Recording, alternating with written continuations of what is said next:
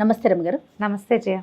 రమగారు, మీరు ఎప్పుడు మానవ సంబంధాల గురించి ఏది మాట్లాడినా అక్కడికి టర్న్ అయ్యి అక్కడ ఆగుతారు. మానవ సంబంధాలు ఉండాలి, మానవ సంబంధాలు మెరుగుపరుచుకోవాలని. కానీ చాలా విషయాల్లో చూస్తూ ఉంటామండి. అక్క చెల్లెళ్ళు, అన్నా తమ్ముళ్ళు, తోడుకోడళ్ళు, వదిన మరదళ్ళు, ఏదో ఒక చిన్న ఇష్యూ వస్తుంది, దాన్ని అంతటితో వదిలేసుకోలేకపోతారు రమగారు. అది తెగిపోతుంది. మళ్ళీ దాన్ని ముందుకు తీసుకెళ్లాలంటే ఎట్లా తీసుకెళ్ళాలి, దాన్ని ఎలా కంటిన్యూ చేయాలో అర్థం కాని పరిస్థితి. ఎవరు ముందుకు రావాలి, తను రానప్పుడు నేను ఎందుకు మాట్లాడాలి, ఇలాంటి ప్రశ్నలు వస్తూనే ఉంటాయండి. ప్రతి రిలేషన్లో ఈ మధ్యకాలంలో మరీ ఎక్కువ చూస్తున్నాం. ఎవరికి వారికి నేను, నా మొగుడు, నా పిల్లలు, అంతే.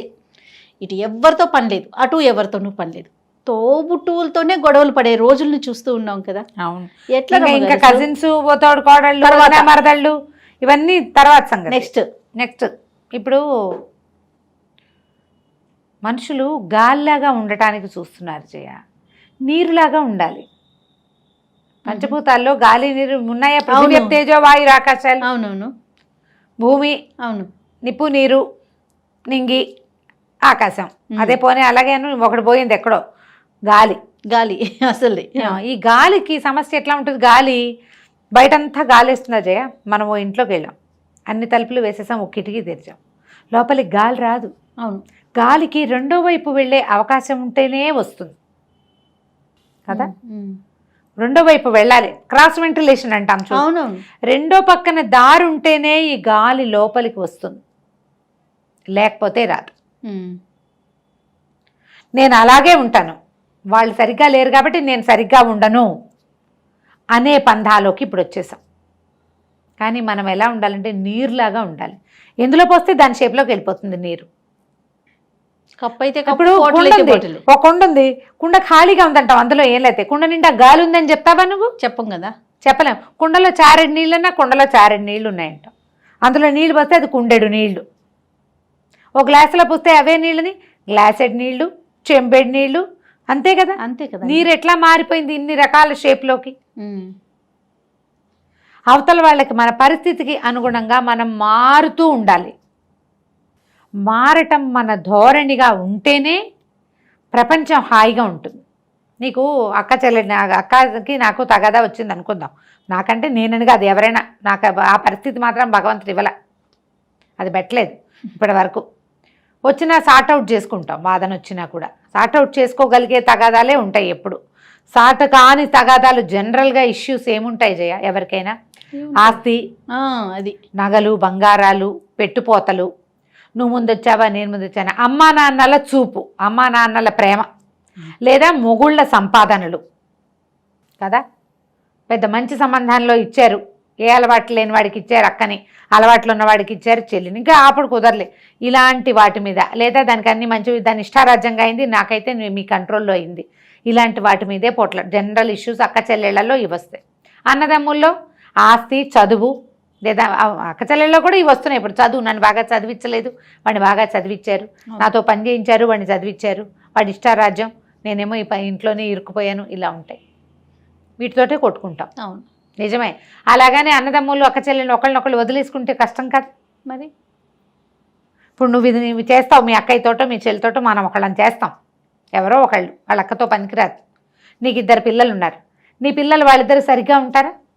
తోబుట్టుతో సరిగ్గా ఉండక్కర్లేదని నువ్వేగా నేర్పిస్తున్నావు.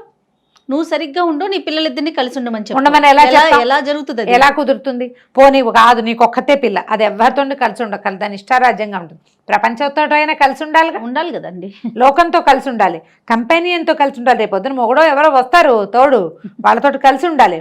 అయితే మొగుడు, కాకపోతే పెళ్ళాము, ఆడపిల్ల అయితే మొగుడు, మగ పిల్లవాడు అయితే పెళ్ళాము, వాళ్ళతో కలిసి ఉండాలా? మానవ సంబంధాలు ఉండాలి కదా. వాడు లోకంలో బతకాలి, ఆఫీసుల్లో ఈ గ్రూప్ డిస్కషన్లు అవి కదా, ఉద్యోగాలు అనేసరికల్లో ఒక గుంపు కలిసి పనిచేయటం. అవును, అసలు కలిసి వెళ్ళటం అన్న మాటే మన దగ్గర లేకపోతే మనం మన పిల్లలకి ఏమి ఇస్తాం? తోబుట్టులు ఒక్కళ్ళుంటే రక్తబంధం, ఆ ఒకదాన్ని కూడా తెంచేసుకుని, చెడగొట్టేసుకుని, బాగు చేయలేనంతగా పాడు చేసేసుకుని, ఈ ధోరణి మార్చుకోవాలి జయ. ఇప్పుడు నువ్వు ఎవరు ముందు వెళ్ళాలి అనేది ఒక ప్రశ్నగా ఉంది. అవునవును. ఎవరి స్టెప్ వాళ్ళు వేస్తే ముందుకెళ్ళిపోతాం. పోనీ వాళ్ళు రావట్ల, మనమే వెళ్దాం, ఈ ఆలోచన ఉన్నా బాగుంటుంది. ఉండదు, నేను ఎందుకు తగ్గాలి అనిపిస్తుంది జయ. ఎప్పుడు నేను ఎందుకు తగ్గాలి, ఆ నేనుకి పీట వేసినంత కాలం మనకు మానవ సంబంధాలు బాగుండవు. నాకేం పట్టింది, నాకేం తక్కువ, నాకేం అవసరం, నేను ఎందుకు తగ్గాలి, వై షుడ్ ఐ, ఈ క్వశ్చన్. అవునవును. వాళ్ళు సరిగ్గా లేరు, నేను ఎందుకు సరిగ్గా ఉండాలి, నువ్వు సరిగ్గా ఉండు, అవతల వాళ్ళు ఉండని ఉండకపోని నా వరకు నేను సరిగ్గా ఉన్నాను అని అనుకోండి. ఇప్పుడు బ్రెయిన్ ఒకటి ఉంది, హార్ట్ ఒకటి ఉంది, రెండు ఉన్నాయి కదా. బ్రెయిన్ తోటి రకరకాల ఆలోచనలు చేస్తాం. హార్ట్ ఇదేది కదిలే హార్ట్ కాదు, మనసు. నీకు బ్రెయిన్ ఏం చెప్తుందంటే వీళ్ళు నీతో తగాదా పడ్డారు, వీళ్ళతో నువ్వు కలిసి ఉండక్కర్లేదని చెప్తుంది. ఎలాగా, చాకుతో కొస్తే తెగుతుంది, జాగ్రత్తగా ఉండు అని బ్రెయిన్ చెప్తుంది. చాకుతోటి కూడా నువ్వు జాగ్రత్తగా హ్యాండిల్ చేస్తే తెక్కండా చేయొచ్చు అని చెప్తుంది మనసు. మనసు మాట వింటున్నాం అక్కడ, హార్ట్ మాట వింటాం, అది బ్రెయిన్ మాటే వింటాం మనం, కేర్ఫుల్గా చేయాలి అంతే. అది ఇప్పుడు చాకుతో. మనుషుల విషయంలో చాకు ఇన్స్ట్రుమెంట్ కదా, మనుషులు ఇన్స్ట్రుమెంట్స్ కాదుగా. వీళ్ళతో బాగుండు అని మనసు చెప్తూ ఉంటుంది, కానీ మనం హ్యాండిల్ విత్ కేర్ అని బ్రెయిన్ మాటే వింటూ ఉంటాం.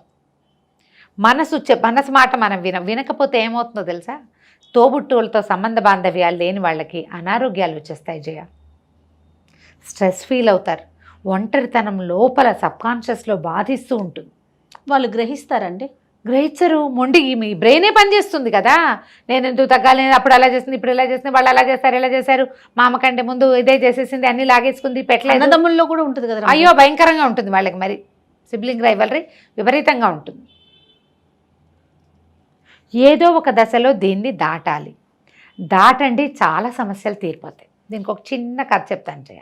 ఓకే, చాలా చిన్న కథ. ఒకరోజు ఒక ఊళ్ళో రామయ్య సోమయ్య అని ఇద్దరు అన్నదమ్ములు ఉన్నారు. చెరుకో ఇల్లు ఉన్నాయి, ఇళ్ళ మధ్యలో ఒక కాలం ఉంది. రామయ్య గారింటికి ఒకరోజు ఒక రాత్రి వేళ ఒక అతను వచ్చాడు. బాబు పై ఊరండి, ఏదైనా పని ఉంటే చేస్తాను, ఏదైనా పనులుంటే ఇవ్వండి అన్నాడు. ఏం పని చేస్తారు అని అడిగాడు. వడ్రంగినండి అన్నాడు. వడ్రంగి అంటే చెక్క పని చేస్తారు అనేసరికల్లా వడ్రంగి ఆయన అన్నాడు, సరే ఈ పక్కన కాలువ దాటి వచ్చావు కదా, ఆ కాలువ మా తమ్ముడు తవ్విచ్చిందే, కాలువ ఒకటి పక్కన వాడి ఇల్లుంది, నేను అటు రాకూడదని వాళ్ళ ఇంటి వైపుకి రాకుండా ఉండటం కోసం కాలువ తవ్వేశాడు. కాలువ ఎట్లా దాటుతాం, అందుకని నేను ఊళ్ళోకి వెళ్ళడానికి అవతల పక్క నుంచి వెళ్ళాల్సి వస్తుంది. ఇక అసలు తెల్లాడితే వాడి మొహం నాకు కనపడకూడదు, పెద్ద దడిలాగా కట్టేసేయండి మా వాకిలికి. కనపడుతున్నారు, ఇంట్లో నుంచి అవతల వాళ్ళు కాలువ అవతల మనుషులు కనిపిస్తారు, దడి కట్టేయమన్నారు. అది ఎంత పని అండి బాబు, అలాగేనండి అన్నాడు. అలాగే అనగానే సాయంత్రం మర్నాడు అంతా కలపంతా తెప్పించేశారు. తెల్లారేసరికి కట్టేస్తావా అన్నారు. కట్టేస్తానండి, నన్ను 2 లాంతర్లు నాకు ఇచ్చేయండి, రాత్రికి రాత్రి నేను చేసేస్తాను అన్నాడు. అనగానే కావాల్సిన కలప, సుత్తి, మేకులు అవి ఇవి అనేది దడి కట్టడం అంటే ఏంటి, ఒక ఎత్తుగా ఒకదాని మీద చెక్కలు పేర్చి బయట వాళ్ళు కనపడకుండా అడ్డం కట్టేయటం అనమాట. లైక్ గోడలాగా దడి అంటారు. తడికలు పెట్టుకుంటాము మనం, ఏదో ఒకటి అడ్డం పెడతాం కదా అడ్డానికి. సరే ఏమైంది, ఈయన తెల్లవారు లేచి వచ్చేసరికల్లా ఆయనకి కాలువ మీద ఇటు నుంచి అటు వెళ్ళడానికి వంతెన కట్టు. ఆయన ఆశ్చర్యపోయాడు, ఏంటి వంతెన కట్టు, తమ్ముడు కట్టించాడా, దడిమాట మర్చిపోయాడు. ఓకే, చూడగానే అది కనపడింది, అట్రాక్టివ్గా ఉంది, కాలువ మీద వంతెనలు దూరానికి కూడా కనపడదు. తమ్ముడు ఒకవేళ వాడి ఇక్కడికి వచ్చేద్దాం అనుకుంటున్నాడు కాబోలు, అందుకే వంతెన కట్టాడు అనుకున్నాడు. గబగబా మెట్లు దిగి కిందకి వెళ్ళాడు. అటునుంచి తమ్ముడు చూస్తున్నాడు, కాలువకు అవతల వైపు. తెల్లారేసరికి ఏంటి వంతెనుంది, రాత్రికి రాత్రి మా అన్నయ్య మా ఇంటికి రావాలనుకున్నాడు, అందుకే వంతెన ఎంచుకున్నాడని అతను గబగబా నడిచి వచ్చాడు. ఇద్దరు వంతెనకి అటు ఇటు నిలబడి ఉన్నారు. వడ్రంగి వచ్చాడు. బాబు దడి కట్టేస్తే ఎప్పటికీ మీరు చూడలేకుండా అయిపోతారండి, కాలం మీద వంతెన కడితే ఏ రోజు రావాలనుకుంటే ఆ రోజు వచ్చేస్తారు. ఆయనకి చాలా రోజుల తర్వాత తమ్ముడు తన కోసం నడిచి రావడం చూసేసరికి ఈ రామయ్యకి కళ్ళ నీళ్ళు వచ్చేసినాయి. అన్నయ్య కంట్లో నీళ్లు చూసేసరికి సోమయ్యకి మనసు మెత్తబడిపోయింది. గబగబా వంతెన మీద ఎక్కి వచ్చేసాడు. అన్నయ్య ఎంత బాగా కట్టించావు వంతెన అని. అన్నయ్యే వడ్రంగిని హైర్ చేసి ఉంటాడని తమ్ముడు అనుకుంటున్నాడు, తమ్ముడే కట్టి ఉంటాడని అన్నయ్య అనుకుంటాడు. ఎవరు కడితే ఏముంది, వంతెనే కదా. ఒక మంచి మాట, ఆ వడ్రంగి చెప్పిన మాటకి ఆ రామయ్య కావలించుకున్నాడు. నాయన ఎంత మంచి పని చేసావు, నా కోపానికి ఓ దడి కట్టేస్తే శాశ్వతంగా మా తమ్ముడు మొహం చూడకుండానే అయ్యేవాడిని. అవును, ఇప్పుడు 2 ఇళ్ళకి ఒక దారి ఉన్నట్టుంది. ఇళ్ళ మధ్యలో కాలం ఉంటే దాటలేరు, అవునవును, దాటగలిగే కాలం కాదు అది. ఈ వంతెన ఉండేసరికల్లా ఈజీ అయిపోయింది. అటు నుంచి ఇటు వాళ్ళు వీళ్ళ ఇంటికి వస్తారు, వీళ్ళు వాళ్ళ ఇంటికి వెళ్తారు. ఊళ్ళో వాళ్ళంతా అన్నదమ్ముల ఇళ్ళ మీదుగా నడిచి వెళ్ళిపోతారు. నేను చాలా సంతోషించి వడ్రంగిని యథావిధిగా సత్కరించి యథాశక్తిగా ఉంచుకున్నాడు తన దగ్గరే. నీలాంటి ఒక మంచివాడు మాతో ఉండాలి, ఏ పని కుదిరితే ఆ పని చేసుకుందు కానీ మాతోటే ఉండు, మా ఇంటి పక్కనే చిన్న ఇల్లు కట్టించిస్తామని వడ్రంగిని అట్టు పెట్టుకున్నారు. ఈ వంతెనలు ఎవరికి వాళ్ళు వేసుకోవాలి, లేదా స్నేహితులు కానీ కజిన్స్ కానీ మిగిలిన సిబ్లింగ్స్లో ఎవరైనా కానీ చెయ్యాలి ఈ పని. వీళ్ళిద్దరు పోట్లాడుకుని విడిపోతే ఇదే అదనుగా పక్క నుంచి వెనకాల నుంచి లాగేయద్దు. ఈ సంఖ్య కూడా ఎక్కువగానే కనిపిస్తుంది. ఫ్రెండ్స్ నీకేం తక్కువ, నీకేమి ఇది, నువ్వే అలా కాదు, నువ్వు కట్ చేసుకోవద్దు అని చెప్పరు. మనం డివోర్సుల్లోనూ ఇలాంటివి చూస్తాం. పాపం ఎంకరేజ్ చేసే ఫ్రెండ్స్ ఉంటారు, అలా చేయొద్దు, కలిసి ఉండండి, ఎట్లా కొట్లా ఉండండి అనేవాళ్ళు ఉంటారు, తెగొట్టడానికి చూసేవాళ్ళు ఉంటారు. ఈ అక్క చెల్లెళ్ళ అన్నదమ్ముల సిబ్లింగ్ రైవలరీలో కూడా నీకేం తక్కువ అని రెచ్చగొట్టేవాళ్ళు. ఎంత పాపం వస్తుందో జయ వాళ్ళకి. ఒక ఒక ఒక గర్భవాసాన జన్మించిన వాళ్ళ ఎడబాటుకి కారణమైన వాళ్ళకి మామూలు నరకం రాదు నిజంగా. మన ధర్మశాస్త్రంలో దీనికి శిక్షలు ఉన్నాయి జయ. అవునా రమ్మగారు? నేను నిజంగానే చెప్తున్నా. వాళ్ళకి ఏదో ఊరికే శాపం పెడుతున్నాను అనుకుంటున్నావు నువ్వు, కాదు. శాస్త్రంలో చెప్తారు, భార్యాభర్తల్ని ఎడబాపు చేసిన వాళ్ళకి, అన్నదమ్ములు అక్క చెల్లెళ్ళనిగా ఒక ఏకగర్భ సంజాతులకి ఎడబాసేలాగా చేసిన వాళ్ళకి, అంటే గర్భంలో నుంచి బయటకు వచ్చిన ఇద్దరిని విడగొడితే వాళ్ళకి మహాపాపం వస్తుంది. దానికి సహాయం చేయకూడదు. నీకు కుదిరితే హెల్ప్ చేయి, లేకపోతే ఊరుకో. తుష్ణీభావం వహించడానికి ఒక పాయింట్ ఉంటుంది. నోరు మూసుకు ఊరుకోవటం, ఊరుకున్నంత ఉత్తమం లేదు. ఊరుకో, సమయం వచ్చినప్పుడు ఒరే అట్లా కాదురా, మీ అన్నయ్య కదరా అని ఒక మాటను. అది చేయకపోతే మాత్రం నిజంగా మీ జన్మలు వృధా.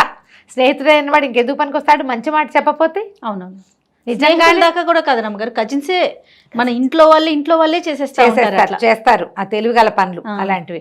దానివల్ల ఏం లేదు, రేపొద్దున మీ పిల్లలు ఏమవుతారు, మీకు ఎట్లాంటివి వస్తాయో.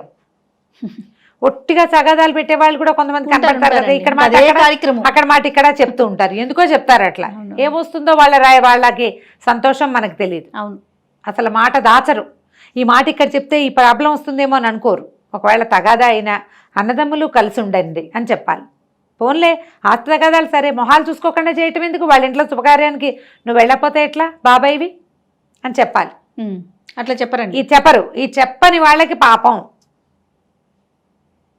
గొడవని పెంచి పోషించే వాళ్ళకి మాత్రం చాలా పాపాలు వస్తాయి, చాలా పాపం వస్తుంది. ఆ గొడవను పెంచటం మాత్రం చేయబోకండి, చెయ్యొద్దు. కలిసి ఉంచటానికి మ్యాక్సిమం ప్రయత్నం చేయండి. ఎవరికి వాళ్ళు, మీకు కనుక మన క్లోజ్ కజిన్స్ తోటి, క్లోజ్ ఫ్రెండ్స్ తోటి, అక్క చెల్లెళ్ళు అన్నదమ్ములతోటి తగాదా ఉంటే జస్ట్ మన వంతుగా ఒక స్టెప్ ముందుకేసి సార్ట్అవుట్ చేయడానికి ట్రై చేయండి. మీరు వేసే ఒక్క అడుగు ఒక్కొక్కసారి పెద్ద సముద్రాన్ని దాటేయగలుగుతారు. అవును, మీరు వెనక్కి తీసిన కొంది అవి దాటలేని మహాసముద్రాలు అయిపోవచ్చు. నేనెందుకు అని అనుకోవద్దు, ఆ దారి పెద్దదైపోతుంది. మీరు ఒక అడుగు వేస్తే ఆ దారి చాలా చిన్నదైపోతుంది. అవునండి, మీరు 2 అడుగులు వేస్తే అవతల వాళ్ళు ఒక అడుగు వేసేందుకు అవకాశం ఉంటుంది. కనీసం తర్వాత తరాల వాళ్ళతోటైనా మీరు స్నేహంగా ఉంటారు. ఎందుకంటే మనకి ఇప్పుడు రిలేషన్స్ చాలా తక్కువ ఉన్నాయి, బ్లడ్ రిలేషన్స్ మరీ తక్కువ. ఉన్న వాటిని చెడగొట్టుకోవద్దు. రైట్ రమ్మగారు, నమస్తే. నమస్తే జీ.